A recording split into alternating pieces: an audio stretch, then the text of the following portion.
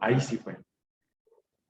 ¿Ya? Bueno, entonces les estaba contando de esta batalla de Junín que acontece en 1824 y con la que Simón Bolívar consiguió asegurar la independencia del Perú de la hegemonía española. Además, impresionó vivamente el espíritu poético y patriótico de José Joaquín de Olmedo.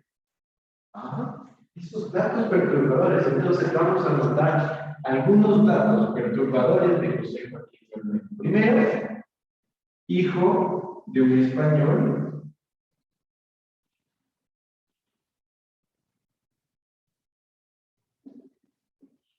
nacido en América.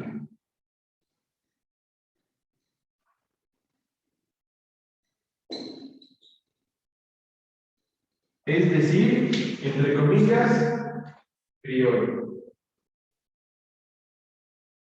¿Verdad? Muy bien. Entonces, él nace en la colonia.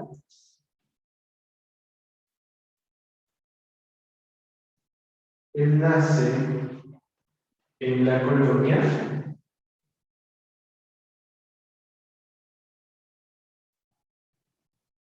y fallece lamentablemente después de la independencia.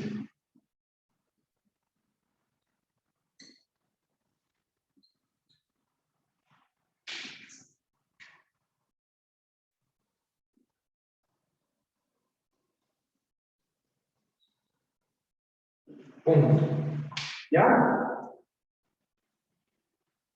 Eso como lo más importante dentro de la vida de José Joaquín de Olmedo. ¿Nadie más me levantó la manito? ¿Seguros? Va. Aquí tenemos que tener un dato más, y es que él realizó un poema, una alegoría a esta batalla de Junín, donde Simón Bolívar consiguió la independencia del Perú. Y él le puso como la victoria de Junín, el trueno horrendo que en fragor revienta y sordo retumbando se dilata. Por la inflamada esfera, al Dios anuncia que en el cielo impera. Y el rayo que en Junín rompe y ahuyenta la hispana muchedumbre, que más feroz que nunca amenazaba a sangre y fuego eterna servidumbre. Y el canto de victoria, que en ecos de mil discurre, ensordeciendo el hondo valle y enriscada cumbre. Proclaman a Bolívar en la tierra árbitro de paz y de la guerra. ¿Se dan cuenta? Con un dato aquí, el poema presenta en 907 versos dos hechos históricos fundamentales en la consecución de la independencia americana. Primero, las batallas de Junín en el Perú y de Ayacucho en Colombia. En la primera, el genio y el valor de Bolívar lideraron a las tropas independentistas. Y en la segunda, toma relieve la figura heroica del mariscal Antonio José de Sucre. Tenemos ahí. Tenemos también a Dolores Ventimilla de Galindo, ¿sí? Que es otra de las poetisas que gira en torno a la poesía del siglo XIX. Dolores Ventimilla de Galindo.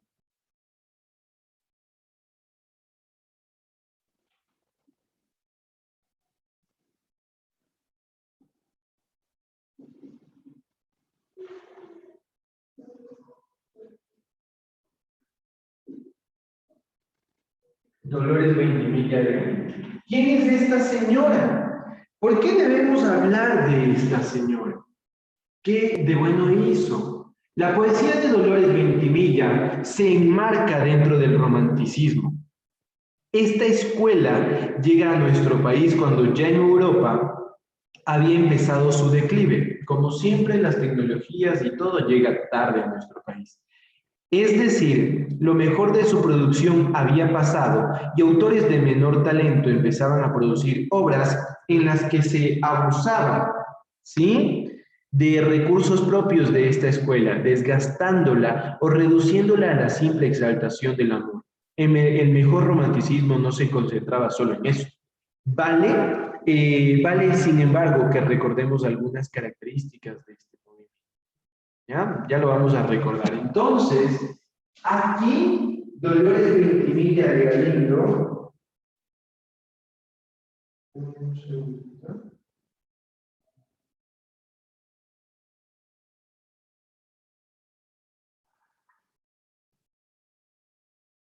Ok, ahí. Entonces, Dolores Ventimiglia de Galindo tiene o usa el romanticismo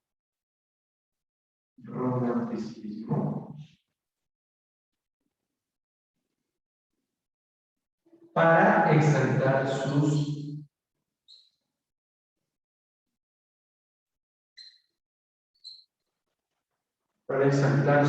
emociones.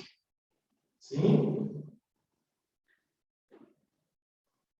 Como habíamos visto el año anterior, en el romanticismo prima el sentimiento frente a la razón.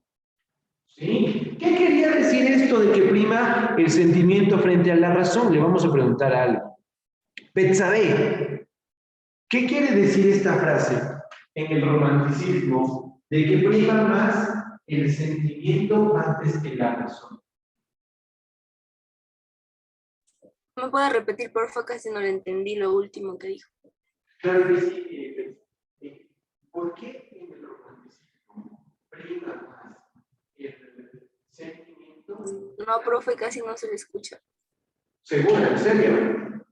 Ahí ya estoy Sí, escuchando. profe, no se le escucha bien, se le entrecorta. ¿Ahí ya se escucha mejor? ¿Sí? Hola, todos. ¿Están bulleando o no? Creo, no sé. Ok, Betsa, en el romanticismo prima, ¿por qué dicen que en el romanticismo prima más el sentimiento que la razón? ¿Por qué? Porque se enamoran y cuando se enamoran casi no, o sea, no piensan. Ya, muy bien. Cuando se enamoran no piensan. Ahí está, sí, tiene toda la razón. Y ojo a este dato, miren que el amor o este sentimiento de que todo es flor, alegría y todo bonito, dura 3 meses. La parte más bonita de una relación se da en 3 meses. Así que mucho ojo, no es que nos dure el amor por todo. ¿Ya? Gracias, Betsa. Muy buen ejemplo, muy buena metáfora. Además, el romanticismo tiende a que el racionalismo no basta para explicar a la naturaleza y al individuo.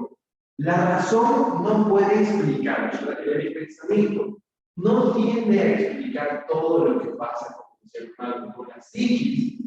Y para eso debemos recurrir al romanticismo, para usar el aroma de las rosas para ejemplificar el aroma de su perfume. O para usar la imagen de las sábanas blancas del terciopelo como las manos de la doncella. Para usar el primer rayo de sol que sale a las 6:10 de la mañana como el brillo que tienen sus ojos color ámbar. ¿Sí? El romanticismo sirve para adornar esta parte donde la razón no entra para poder explicar la naturaleza y los sentimientos que pueden florecer. Dígame, Marcela. Otra vez no me escucha. Es que no le estamos escuchando porque, o sea, parece como que sí hay mucho eco y no sé. A ver, denme un segundito. Voy a conectar la compu para ver si es eso. Ahí hay mucho eco. Hola, hola. Ahí. ¿Se escucha mejor, Vanessa? ¿Sí? ¿Mejoró? ¿Se escucha mejor? Ahí sí. O sea, cuando está cerca se escucha bien, pero cuando ya se aleja por el pizarrón y empieza a explicar, ahí se escucha más el eco que su voz. Ah, ya, ya. A ver, miren ustedes qué hacen. Ahí creo que va a cambiar el audio, ¿no es cierto? Ahí mejoró. Sí, ¿no? Ahí mejoró. ¿Sí? ¿No? ¿No? ¿Sí? Mili, ¿mejoró o no mejoró ahí? Esos estilos del romanticismo, donde la razón no puede explicar todo lo que el ser humano siente. Y además, el romanticismo concibe al mundo como un organismo viviente. en constante cambio. Por lo tanto, el cambio es un valor positivo para el romanticismo. ¿Se dan cuenta? Entonces, ¿qué es lo que vamos a hacer? Yo les voy a leer un poema de Dolores Veintimilla de Galindo. Y a partir de esto, vamos a hacer un pequeño trabajo en este momento y con eso estaríamos terminando la clase, para que ustedes puedan ir a descansar un ratito. Entonces, solo cierro con esto, porque ahí tenemos varios poetas más, como Numa Pompillo Yona. También tenemos a otro poeta que es Julio Saldumbide, pero los vamos a ir viendo de a poquito, para que no nos queden muchos poetas dentro de la mente, ¿ya? Entonces, con lo que cerramos este paréntesis es que la poesía del siglo XIX fue, es y será tan importante porque fue una manera de contar la historia y los acontecimientos, todo el proceso que estuvieron viviendo los ciudadanos del Ecuador de ese entonces. ¿Sí? Por eso es que la independencia, el proceso de independencia, no solo abarca la materia de estudios sociales, sino que también abarca la parte de la literatura, porque de esta manera también se fueron usando figuras literarias que permitieron contar y enaltecer en varios de los casos las figuras de los libertadores y de los independentistas.